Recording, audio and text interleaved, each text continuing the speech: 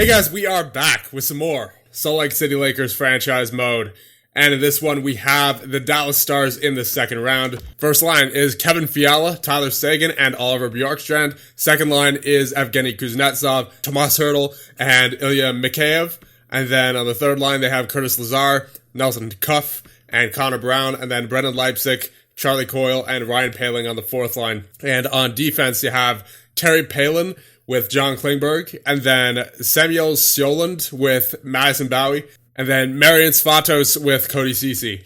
And in goal, they have Kari Yakola with Braylon Abney. And scratched are Chase Stillman as Sven Barchi. Alright, here we go. Game number 1 against Dallas. We are on home ice.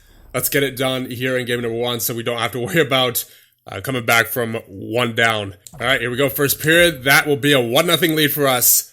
Tyler Rose with the first goal of the series on Yakola. Second period.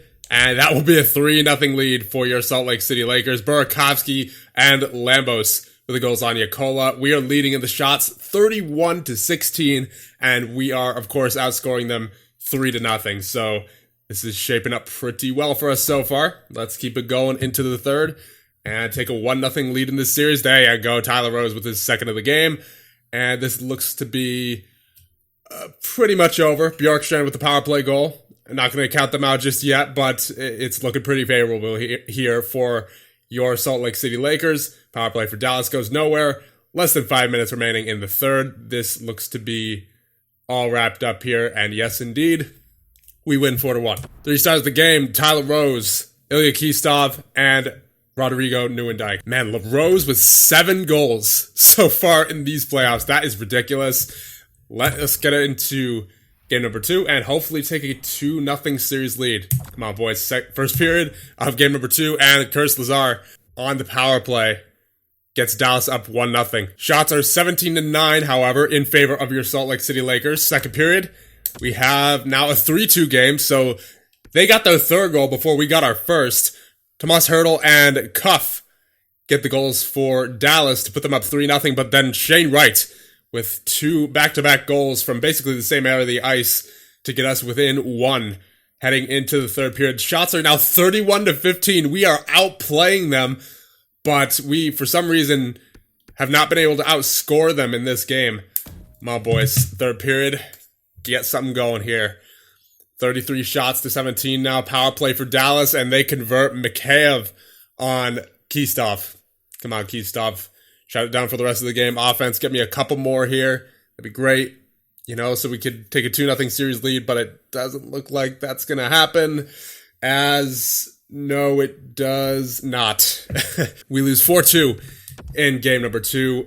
And I meant to check the 3 stars there, but, input lag. So as we go into game number 3, we are heading to Dallas now, tied 1-1 in the series. I don't think there's any reason to make any line changes just yet.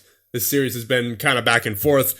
We dominated in game number 1, and we dominated in game number 2 shot-wise, but they took over score-wise, and that's what really matters, obviously. So we're just going to leave the lines alone and hope that we can win here in game number 3. First period, they take a 1-0 lead off a goal by Kuznetsov, and the shots now are 11-10, so a little bit more even this time. Obviously, the score is in their favor, however. Second period, we have a 4-0 lead for Dallas now. Shots are still pretty much even, 24-23, but they have been converting a lot more as Coyle, Mikheyev, and Fiala with the goals. This is, wow. Was not expecting this.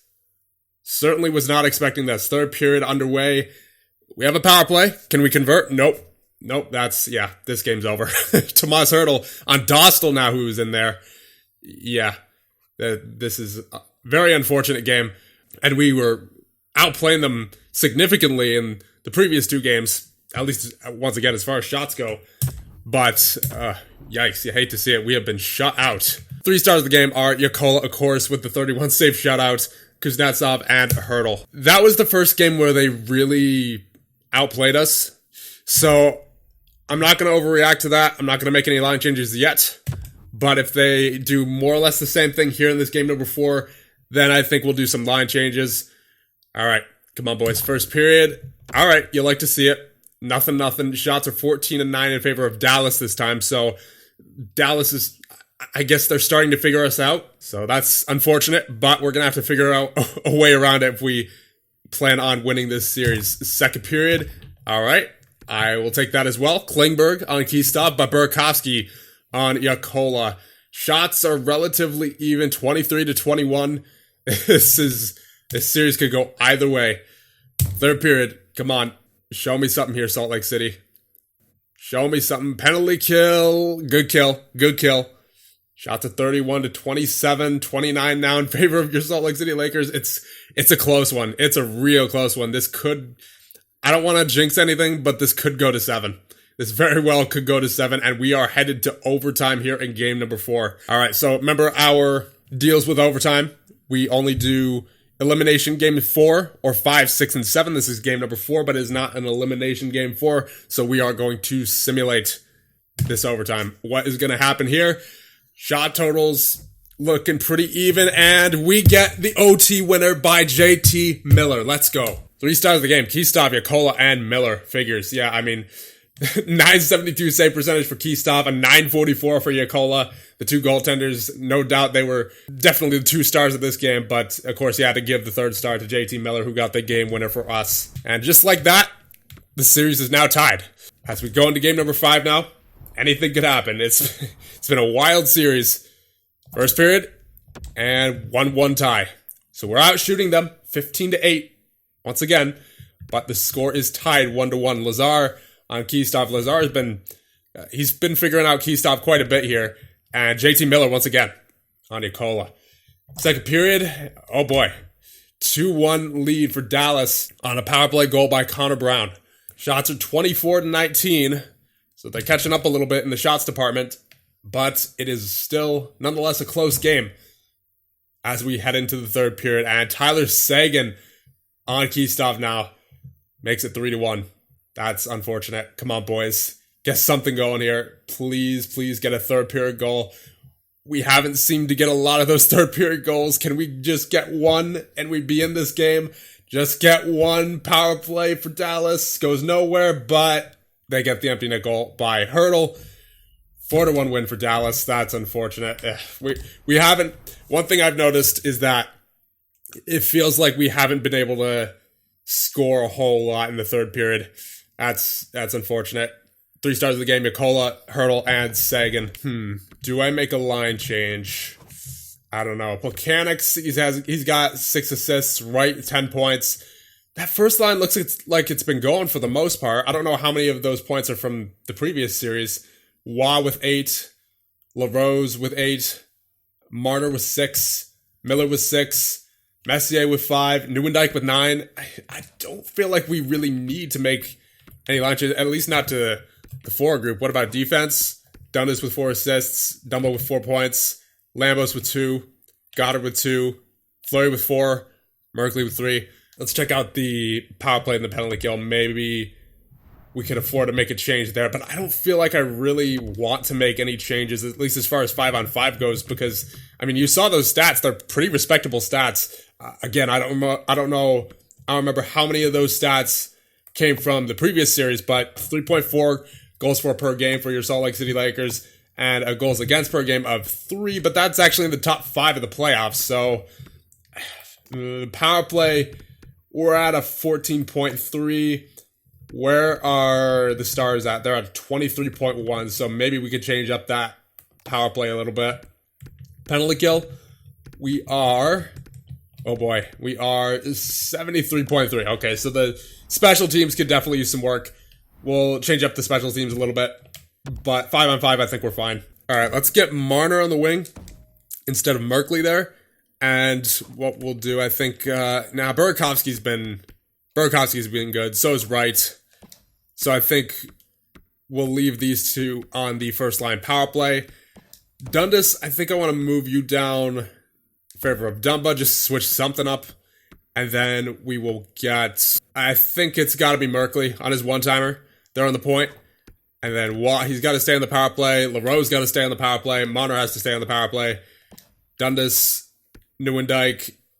Yeah, I mean, all of these guys have been putting up a fair amount of points. It's just, I don't know what's going on there with the power play specifically. Penalty kill, gotta change something about this, right? I mean, it was at a 73.3.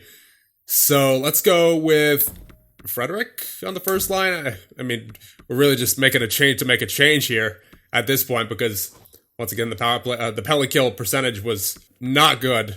Maybe Lambos with Goddard and then Dundas with Fleury. -3 on the 3-man penalty kill there. Don't like to see that. Maybe we'll take Frederick off. We'll get Wah on. All right, that's a -1.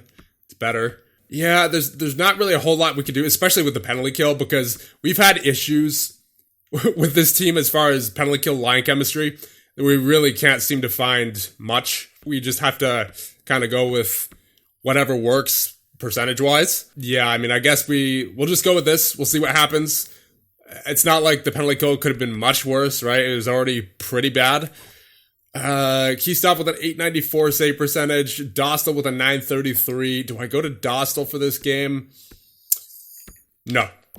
Because Keystop, if we intend on keeping him, then this has to be the playoffs where he proves himself as our number one goaltender. If he can't do that at 23 years of age, 89 overall, then I don't know. His future here isn't looking too promising. I'll just say that. Especially with his contract coming up this year and with the likes of, not Nieuwendyk, Marner, how we mentioned how we might need to trade him if things go south with the salary cap issue.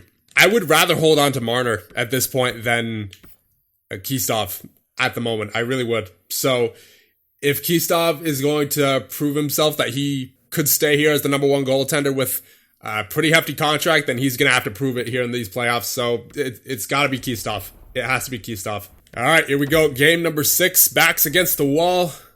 Down 3-2 in the series. First period. Okay, 1-1. Bowie on Keystov, but Dundas on Yakola.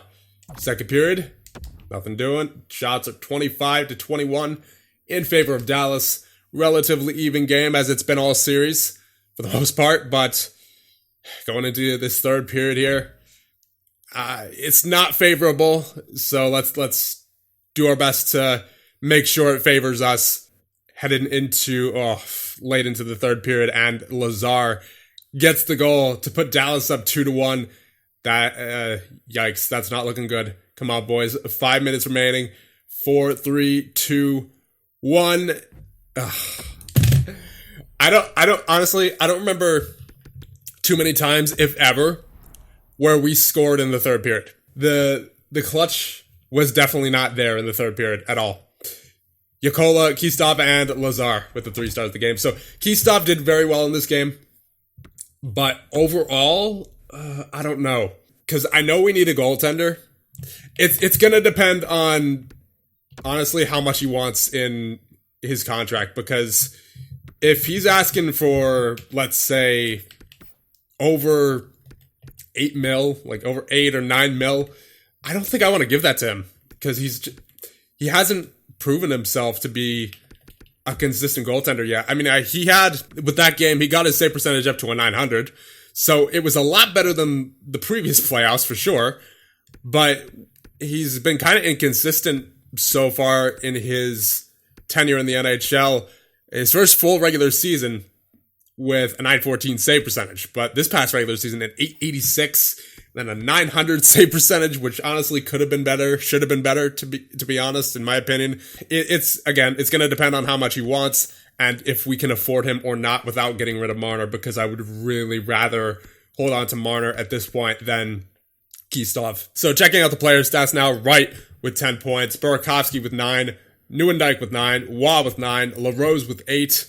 So we got some pretty good depth scoring in there. It's just in the second round specifically, we did not have really anybody stepping up specifically in the third period, which was killer. It really was. JT Miller with 6, Marner with 6, Plekanec with 6, Messier with 5, Dundas with 5. All these guys. So once again, you can see we got some pretty good scoring for the most part. It was just it was basically just late in every game that in the second round that we really couldn't make it work for whatever reason.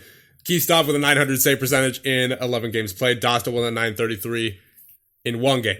I guess, honestly, most of the goal scoring came from the series against Colorado. Because in the series against Colorado, you had a 6-4 win, 7-3 win, 2-0 loss, but then 6-1 win, 6-5 overtime win. But here against Dallas, we had a 4-1 win, and that was the most goals that we would ever get in this series.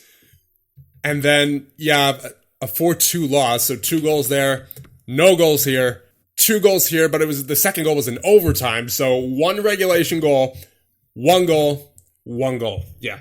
That's the problem right there. It's not even that we couldn't just score in the third period. We couldn't score at all against Dallas. So, that's unfortunate. I don't know why we just went... So basically, over the course of 2 series, we went from offensively potent to offensively inept. That's After game 1, Dallas just figured us out, and we really had no response to it. It's as simple as that. So I guess going into the offseason, really work on chemistry, I suppose, because it seems like we already have a pretty good offensive team, as we have, Plekanec, Wright, Burakovsky, Marner, LaRose. I mean, you saw against Colorado, we were able to score pretty much at will. But against Dallas, we did almost nothing.